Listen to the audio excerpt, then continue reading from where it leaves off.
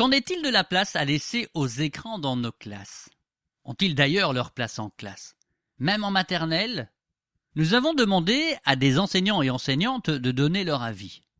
Parmi ceux reçus, quelques-uns étaient clairement réfractaires à l'intégration des écrans dans les classes. Pour eux, en résumé, il y a déjà assez d'écrans comme cela à la maison et les enfants ont besoin de manipulation. Bien souvent, ces personnes s'appuyaient sur un ressenti ou des campagnes telles que la très médiatisée 36912 et les balises proposées par Serge Tisseron. Que diriez-vous d'aller jeter un œil sur ce que dit réellement cette campagne?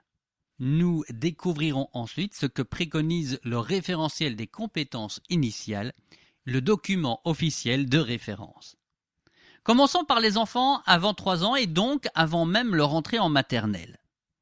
Dans les documents qui accompagnent les balises, on peut lire « Les tablettes tactiles ne sont pas prioritaires ». Il n'est donc pas dit « pas de tablettes avant 3 ans ». Mais, et c'est important, il est précisé qu'elles sont utilisées en complément des jouets traditionnels et toujours accompagnées. Un usage accompagné, une clé importante. Passons maintenant aux 3-6 ans, et donc les enfants qui se trouvent dans les classes maternelles. Il est d'abord précisé d'établir des règles claires sur les temps d'écran. Ensuite, et c'est important, les outils peuvent être un support occasionnel de jeu en famille, voire d'apprentissage accompagné. Apprentissage accompagné. C'est bien de cela dont il s'agira dans les classes.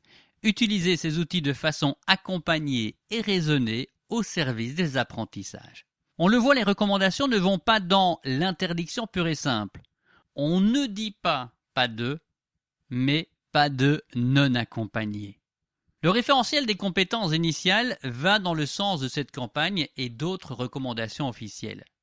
Il y est précisé par exemple que les élèves peuvent être occasionnellement sensibilisés aux potentialités offertes par les outils numériques, mais avec prudence et sans excès. Le programme de maternelle va également dans ce sens et propose même des activités intégrant le numérique.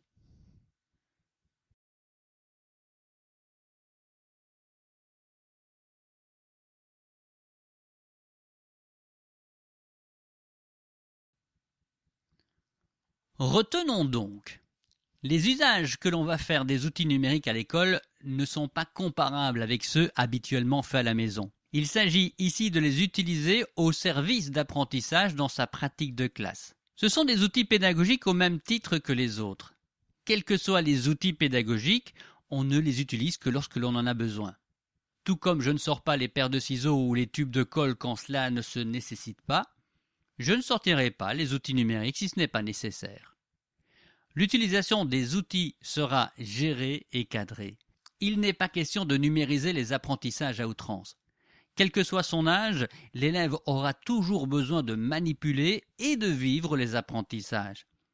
L'utilisation des outils numériques doit véritablement apporter une plus-value dans les apprentissages. Que ce soit pour moi, dans ma didactique, que ce soit pour un élève dans le cadre de la différenciation ou d'un aménagement raisonnable par exemple, que ce soit pour l'ensemble des élèves dans le cadre d'apprentissage.